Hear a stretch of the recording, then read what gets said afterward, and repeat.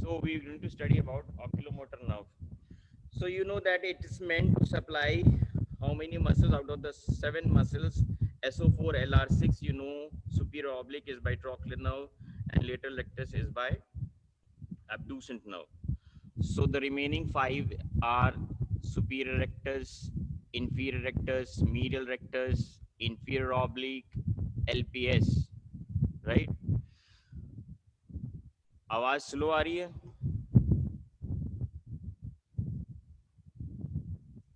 Okay. So third cranial nerve, oculomotor nerve. Now, apart from this, this is the main function. That's the motor function. It's which functional column which it will be included in when it supplies the extraocular muscles. The functional component will be called general somatic efferent. Yes. So it is the medial most functional column. Okay, and if you remember in the brain stem, I told you this functional column is the medial most, right? Okay, apart from this, what other function does this cranial nerve does?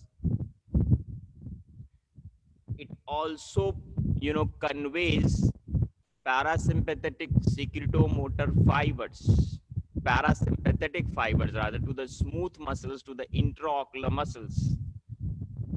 Remember? Constrictor pupillae and the ciliaris muscle. Sound slow hai. Better? Yes. So for the accommodation and pupillary reflex, and those fibers join in to the oculomotor nerve through Eringer-Westphal nucleus. So what function? Yes, yes, Deepa. It is general visceral efferent. So this is the second functional component of this oculomotor nerve. Now, what about the any other action? So it also receives proprioceptive sensations. Yes, correct, Sanjana. It receives the proprioceptive sensations from these muscles, and then it will relay into the mesencephalic nucleus of trigeminal nerve. So the fibers will convey along with this oculomotor nerve, and that's why the functional component for this will be general somatic afferent. Correct. This will be the same as the dorsal horn of the spinal cord. Okay. So these are the 3 functional components of the oculomotor nerve. We'll continue the introduction. I told you introduction includes the functional components of the cranial nerve, which I have told you. Any other peculiar point about this nerve? Anybody?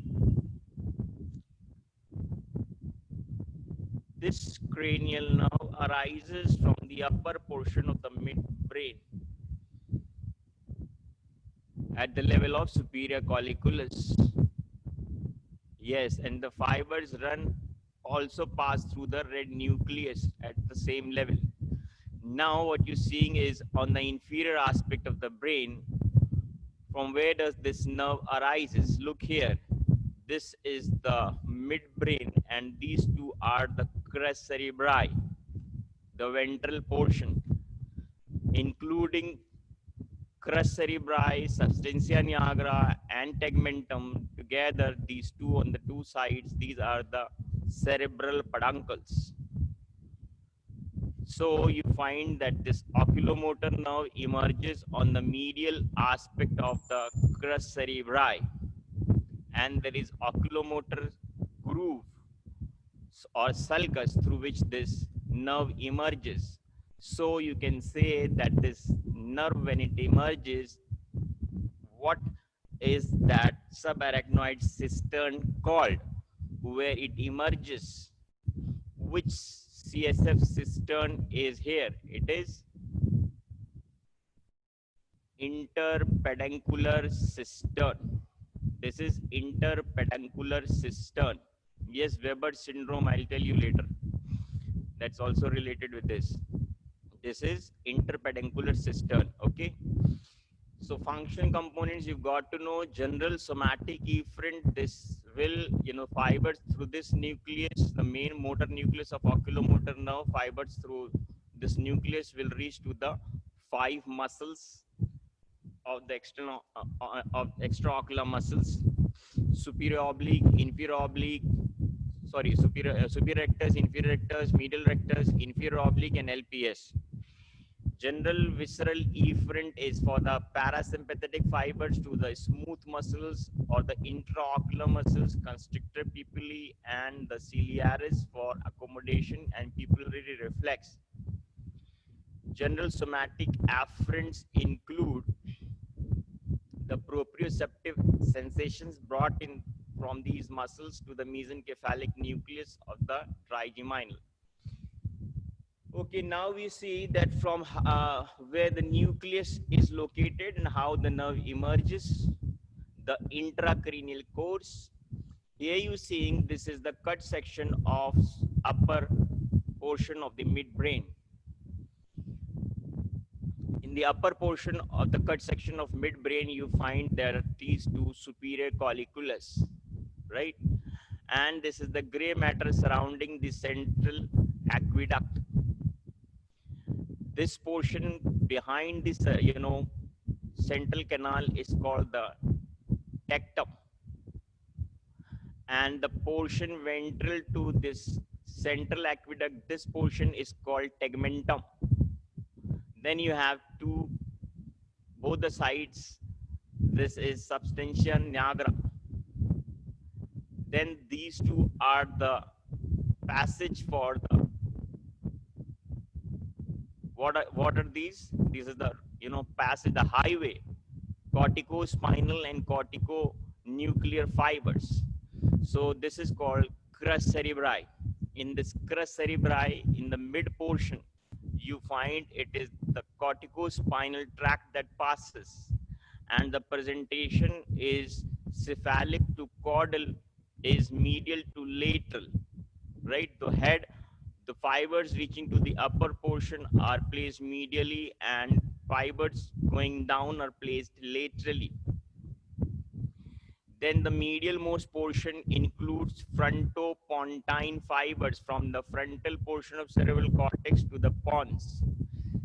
Here in the lateral portion of crus cerebri, the fibers running are temporopontine, paritopontine, and occipitopontine. Like these are from the different lobes of the cerebrum reaching to the pons. So this and this, both the side is crus cerebri. Now medially, when you find a space here, this is called, and together tegmentum, substantia nigra, and crus cerebri, this is called cerebral peduncle on one side. The space between the two cerebral peduncles, this space is filled with CSF, and it is called interpeduncular cistern. So, and on the medial surface of the medial border of the crus cerebri, there is a groove or a sulci through which these oculomotor nerve emerges into the interpeduncular cistern. Now you will see that just ventromedial to the central aqueduct, there is the nuclear complex. It's the nuclear. The importance about this nerve is there is, this nucleus is called oculomotor nuclear complex. If you remember that in the anterior horn of the spinal cord, I told you the nuclei present in the anterior horn of the spinal cord, they were like classified or separated out. The collection of, the gray matter for the different group of muscles, they were separated out. If you remember, in the cervical and lumbar bulgings, there was this additional lateral nuclei, anterolateral, posterolateral, and posterior posterolateral group. Remember? So anterolateral was for the upper or proximal portion of the limbs. The efferent neurons arising for the proximal portion of the limbs in the anterior horn of the spinal cord. Then posterolateral for the middle portion of the limbs, including the legs and the knee and the arm and the elbow, and the posterior posterolateral group of nucleus in the anterior horn was for the foot and the hand. So that means the nuclei or the gray matter, when it gets aggregated, it also has, like, it is graded, or you can say laminated in different groups, and that you called specifically as different nuclei. Similarly, and remember, in the anterior horn there were medial group of nucleus also for the axial musculature, and the central group for the, in the cervical region for this, this accessory nucleus of accessory nucleus, spinal accessory nucleus. Then you have trigeminal spinal nucleus in upper two segments of the cervical spine, of the cervical portion of the spinal cord, and the phrenic nerve nucleus. Remember? So similarly here, you find that nucleus of the oculomotor nerve has separated uh, separated collection of axons for the different five muscles, which we'll study in detail after this. So this you saw, this you've seen, that this is oculomotor nuclear complex, and just and it includes, remember, it includes Edinger-Westphal nucleus, which is placed central and rostral to the oculomotor nerve nucleus. So Edinger-Westphal nucleus is included in oculomotor nuclear complex, and just lateral to this at the same level you find is mesencephalic nucleus of trigeminal nerve as well. So all this are so closely packed up because fibers in the oculomotor nerve will be for the three nuclei: oculomotor nerve nucleus, Edinger-Westphal nucleus, and mesencephalic nucleus. So closely packed up within the gray matter surrounding the central aqueduct in the upper portion of the midbrain at the level of superior colliculus.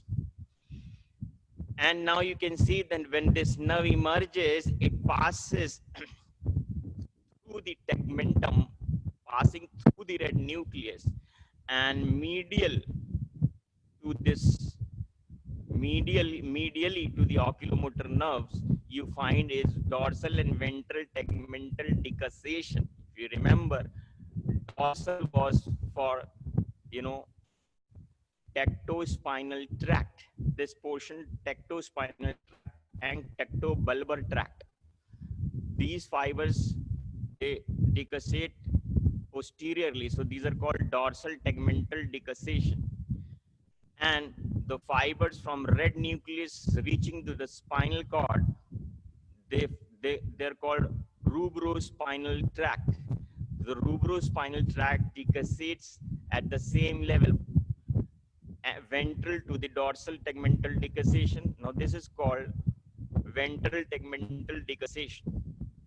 So these two tracts are part of extrapyramidal tracts. And if you remember, there were 6 extrapyramidal tracts. And I told you to remember that out of the 6, mainly these 2 descending tracts, tectospinal and rubrospinal, they were the crossed tracts, and they decussated at the same level in the upper portion of the midbrain. Rest other extrapyramidal tracts, that includes vestibulospinal, olivospinal, medial reticulospinal, lateral reticulospinal, they were all ipsilateral tract. They were not uncrossed fibers, except in the lateral reticulospinal. I told you that it is having this peculiarity that it was having both type of fibers, crossed as well as uncrossed fibers.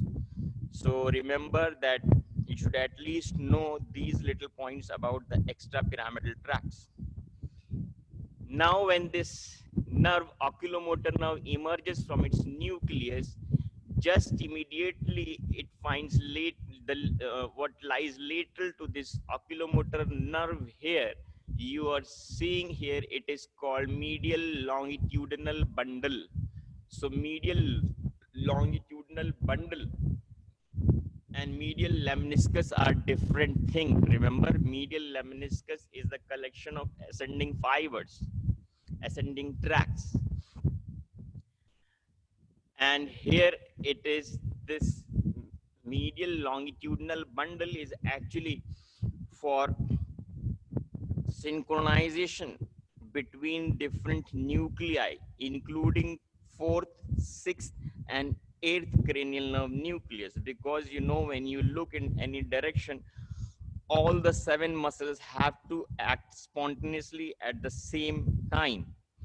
So the abducent nerve nucleus, trochlear nerve nucleus, and you normally look here and there with the auditory impulses.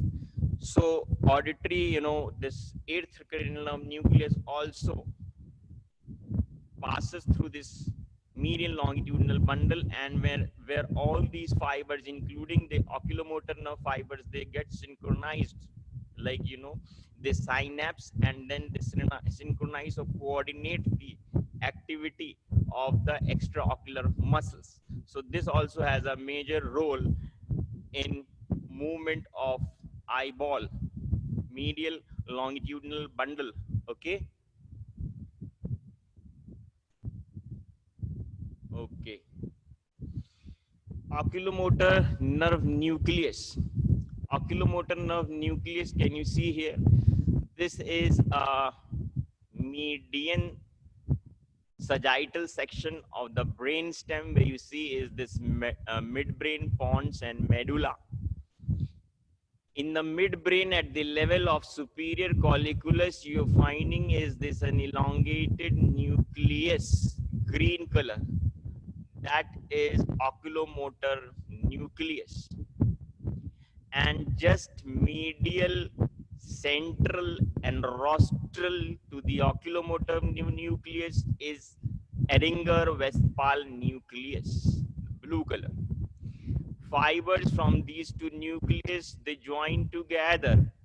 And remember, oculomotor nerve fibers, nucleus fibers, they also pass through this red nucleus.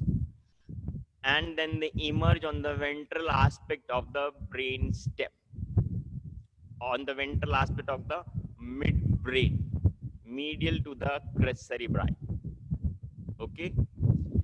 Then you find this green color, that means it is accessory oculomotor nerve nucleus, which is another name for Edinger-Westphal nucleus, is also called, remember, accessory oculomotor nerve nucleus. Okay. Now this is important, which I have made it for you, so it will be easier for you to understand about the oculomotor nuclear complex, right? Oculomotor nuclear complex के बारे में देखते हैं. So in the upper level of the midbrain, at the level of superior colliculus, ventromedially to the central canal, you find is oculomotor nerve nuclear complex. Now look how are these nuclei placed. And with this, if you remember, the anterior horn of the spinal cord, as I've already told you, that if वहाँ पे क्या था, not individual muscles, rather the group of muscles had different nuclei in the anterior horn of the spinal cord. Here what is happening in this oculomotor nerve nucleus, you have nuclei specifically for different individual muscles. So remember how many muscles were there? 5 muscles which were to be innervated, right? So among these, 5 nucleus will have to be there. Remember, you have, you know, both the sides. So this is like a V-shaped nucleus. V-shaped nucleus in a vertical section, right? So there are 2 limbs, like, you know, laterally and superior. Supralaterally is this nucleus, right, for inferior rectus. Or you can say dorsolaterally. Dorsolaterally in the oculomotor nerve nucleus, you find is nucleus for inferior rectus muscle. Then you have an intermediate nucleus for inferior oblique, you know, यहाँ तक ना inferior is above, right? Inferior rectus. Then the middle one is intermediate nucleus for inferior oblique, and then the lower nucleus is ventromedial, and ventromedial is for medial rectus. And the caudal and central nucleus, so it will be fused, right? So because it is caudal and central, so it will be fused, and this nucleus is for levator palpebrae superioris, right? Then medially to these nucleus, you find that there is this nucleus is in the form of median raphe, and this is the nucleus for superior rectus muscle, right? So you have 1, 2, 3, 4, and 5 nuclei. Out of this, the unpaired or the joint nucleus is for levator palpebrae superioris, right? And median raphe से कौन सा निकल रहा था? Superior rectus के लिए, right? So you got it to know that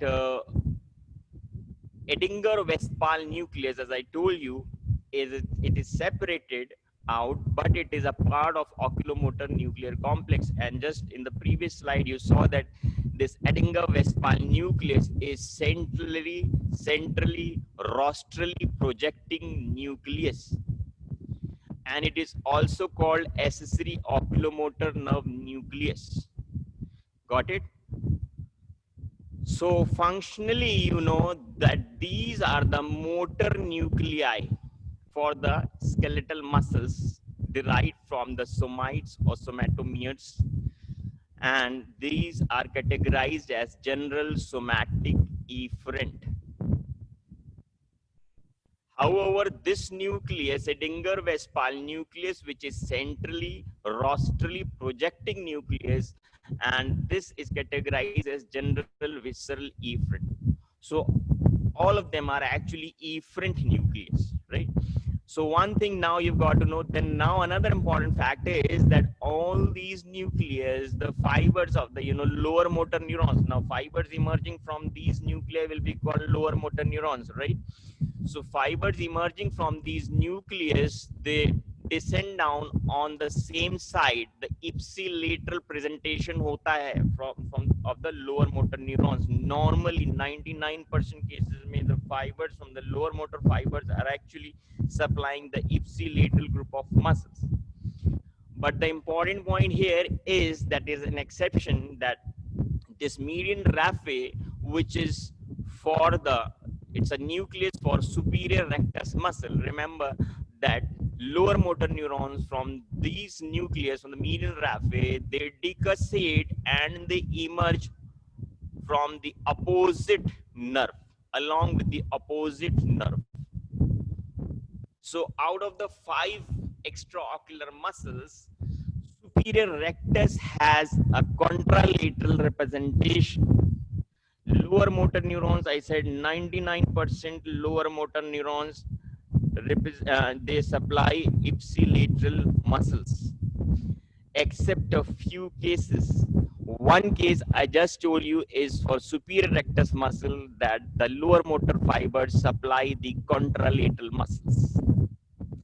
Any other example, I told you before, if anybody remembers?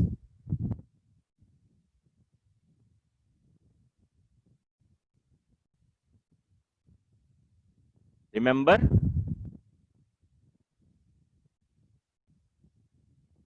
Yes, very good. Akash Shejal.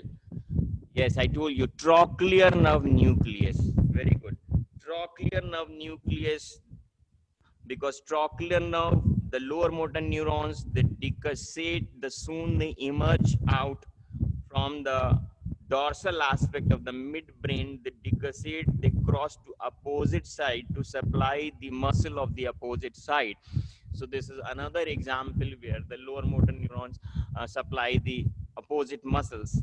And one more example, I may not have taught you, but if you have heard it before, and that muscle is genioglossus. In fact, I taught you, I suppose, while I was teaching the cranial nerve nuclei, I think. Genioglossus muscle, remember the life-saving muscle of the tongue, that also has contralateral fibers supplying it.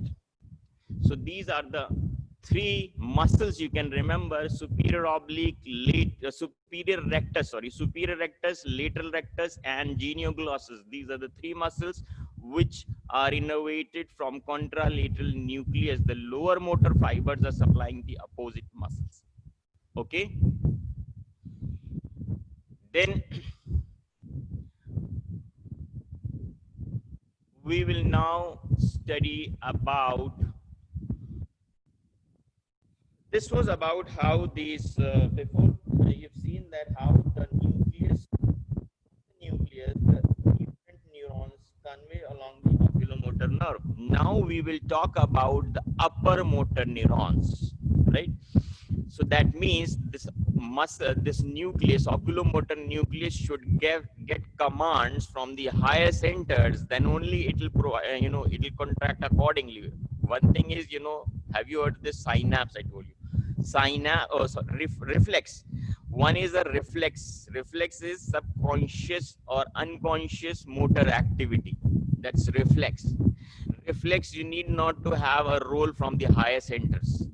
But if it's an uh, programmed movements, planned movements, then you move your eyeballs according to your wish, and from in that sense you have the role of cerebral cortex. So fibers descending from the cerebral cortex to the oculomotor nerve nucleus will be classified as upper motor neurons, right? So that means we are talking now here about the connections. How is this nucleus related to other structures in the brain? One is, it is related to the corticonuclear tract, right? Corticonuclear tract is a part of pyramidal tract. Pyramidal tract, means from the cortex to the cerebral nerve nucleus, cranial nerve nucleus, and from the cerebral cortex to the spinal nerve nucleus. So we have corticonuclear and corticospinal fibers together called as pyramidal tract. So that means this, you can say ki whatever you have planned to move your eyes, like on any command, you have to look in any direction. So according to the command from the higher centers, the sensations are being, sensations and the commands are being reached to the oculomotor nerve nucleus through these upper motor neurons. So it is related, directly related to the corticonuclear tract. ठीक, अभी corticonuclear tract से कहाँ से fibers आ सकते हैं? Visual cortex, remember, visual area से आ सकते हैं fibers. Visual area से जो है sensory area, that's area number 17, 18, 19 if you remember. तो विजुअल एरिया से जो फाइबर्स डिसेंड करेंगे यहाँ पे, that will move your eyes in response to light, right? अंधेरे में कोई लाइट जलाएगा अगर, तो you automatically focus your eyes towards the source of light, right? So this is connected to the visual centers, then to the auditory upper, in the cerebral cortex I'm talking, to higher auditory center se bhi commands aayenge. When somebody calls your name, you look in the direction from where the sound is coming, so you're moving your eyes in that direction. So that means auditory cortex se bhi aayenge fibers, descend karenge yahan pe. Then remember, one more important thing is that the cranial nerves not only help in moving the eyeball with the help of extraocular muscles, but also to fix your gaze. Have you seen that sometimes you suddenly fix your gaze, like staring, right? So even you fixing your eyeball, fixing a stare at something, that also is being controlled by these three cranial nerves. So psychosexual behavior, like if you've seen something arousing, exciting, sexually exciting or arousing, then you fix your gaze at that point. There, that means your upper motor neurons are also descending from the psychomotor centers.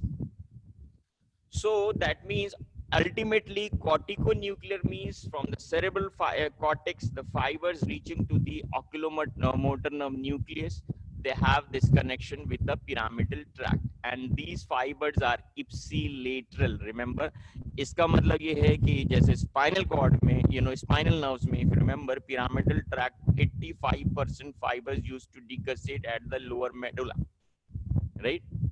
Here, these fibers will not decussate. So upper motor neurons are ipsilateral. Then one of them is this pretectal nucleus. Remember, tegmentum. Tegmentum, I told you, just lies behind this central aqueduct in the midbrain. And there the superior colliculus, at the same level you find is pretectal nucleus, right? And it has a communication with the optic visual reflex, right, at the from superior colliculus level. So this pretectal nucleus has a role in consensual eye reflex, consensual pupillary reflex. Like if you you know focus the torch, the light, on one pupil, you will find it constricts. Then at the same time, you will find the opposite pupil also constricts. Although you are focusing light, you're throwing the source of light, you're focusing the light, ray of light into one eye, then you will find that the pupil actually constricts in both the eyes. This is consensual light reflex, and this is being mediated through the pretectal nucleus, right? And of course, because constrictor pupilla are being innervated through Edenga-Westphal nucleus, that means oculomotor nerve will have a communication to pretectal nucleus. But remember that these will be bilaterally innervated, like this pretectal nucleus, the fibers from pretectal nucleus of one side will be communicating to both the sides of oculomotor nerve. So they have a bilateral, यानी कि ये भी upper motor neuron supranuclear fibers ही हैं, but they have a bilateral representation. Okay. Then I told you it will have a horizontal communication. These are like communications from the nucleus above, and this will be communication with the same level, that is medial longitudinal bundle. As I told you, this as this oculomotor nerve emerges from its nuclear complex, just laterally it finds this longitudinal bundle in the midbrain, and that is called medial longitudinal bundle, and it will reach to the pons as well.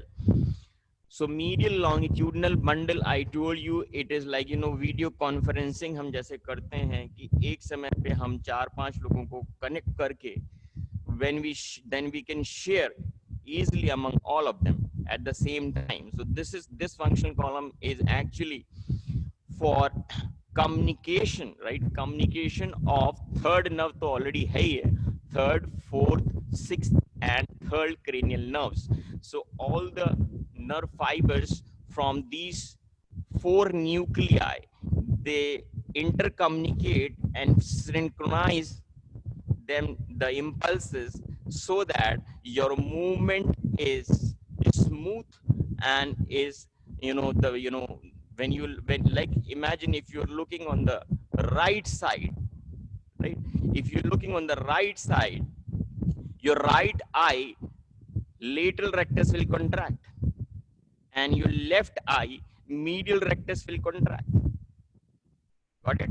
When you are focusing on the right side, that means your both the eyes will look towards the right side. So in that way, your right eye lateral rectus is contracting, and on the left eye, it is the medial rectus which is contracting. So that means in the left eye, it is oculomotor nerve which is doing this action, and in the right eye, it is this abducent nerve doing the same action at the very same exact point of time. So that means the two nerves are sending impulses at the very same time. So that means their action is very much synchronized, and all this is happening in the medial longitudinal bundle for the coordination of eye movements. Very clear now? Hold on, let me see. Left eye, who is this? 6421. क्या क्या लिख रखा है? Clear, okay. Okay then. Then you have this tectobulbar tracts for visuoprotective reflexes. ये भी communication होगा इसमें oculomotor nerve nucleus से. And इसको you can remember this way. visuoprotective reflex क्या होते हैं? visuoprotective reflex दो तरह से होते हैं, ठीक? एक तो ये होता है कि if you are sitting and a bee or any insect approaches towards your eye, or there is dust coming towards your eyes, you immediately close your eyes, right? That is one reflex, right? ये conjunctival reflex होता है. Conjunctiva पे कोई भी चीज irritate होगी, you immediately close your eyes. And दूसरी चीज ये है कि you might even turn your face if somebody throws a paper ball towards you. You might close your eyes or you might turn your face. And if you are turning or tilting your face to, like किसी ने paper ball फेंक दी तुम्हारी तरफ मुंह पे, यानी towards your face, you will, like, you know, tilt your neck, right? So that means ये जो reflex हुआ, ये reflex neck muscles को भी involved कर रहा है, right? Neck muscles को involve कर रहा है. And remember tectobulbar tract. Tectobulbar tract is actually, bulbo you means when fibers, the descending tracts, if from the brain stem, the fibers, if they descend down till the medulla or the cervical levels, they're called bulbar tract. And if they descend down into the spinal cord, anterior horn, then they are called tectospinal tract. And remember, tectobulbar ho ya tectospinal tract ho, they have their decussation at the same level, that is the superior colliculus level of the midbrain, and that is called dorsal tegmental decussation. So these fibers decussate, they have, you know, descend to the opposite side. So tectobulbar tract is for proprioceptive, for visuoprotective reflexes. And imagine, अभी एक बात और है यहाँ पे tectobulbar के साथ you can include one more thing, that tectospinal will also be communicating with the third cranial nerve. Why? Because like अभी तो हम stone or dust or insects की बात कर रहे, they were reaching towards your face. Imagine if somebody throws a ball towards you, like, you know, if you're not aware, किसी ने ball फेंक दी तुम्हारे face की तरफ, what happens? You immediately bring your hand in front of your eyes, in front of your face. That means now you are involving your limb movements. Or let it to the more extreme levels. Might be somebody has thrown a stone at your face. तो अब क्या होगा? You might even shift from your place. You might jump out from your place. So that means visual reflex के accordingly you are behaving, right? And in that you are using your limb muscles. So अब कौन सा tract use हो रहा है यहाँ पे? Tectospinal tract. Tectobulbar is for the neck movements.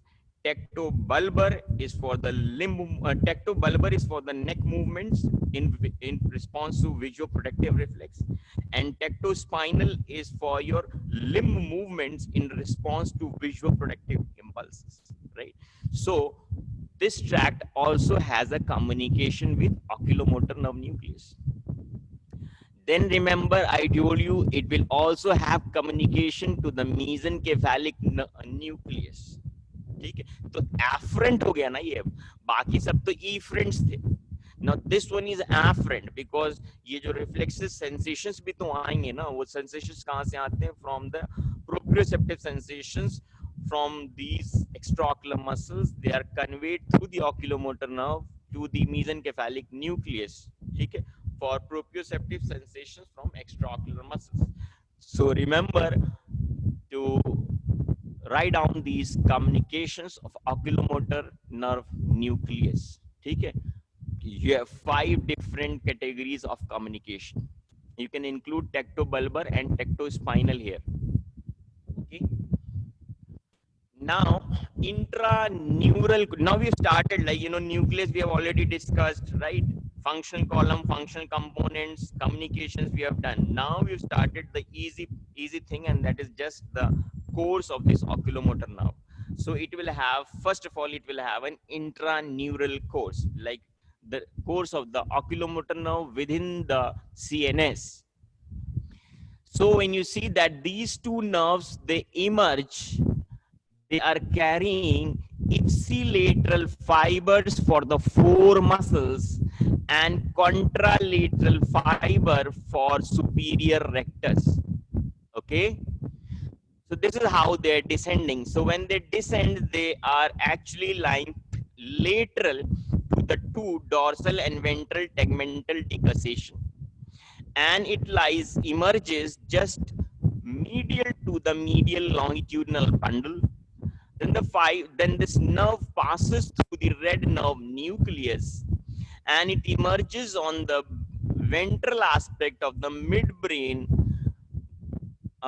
medial to the crus cerebri in the oculomotor sulcus. And when it emerges, it reaches the interpeduncular fossa, where you find it is CSF.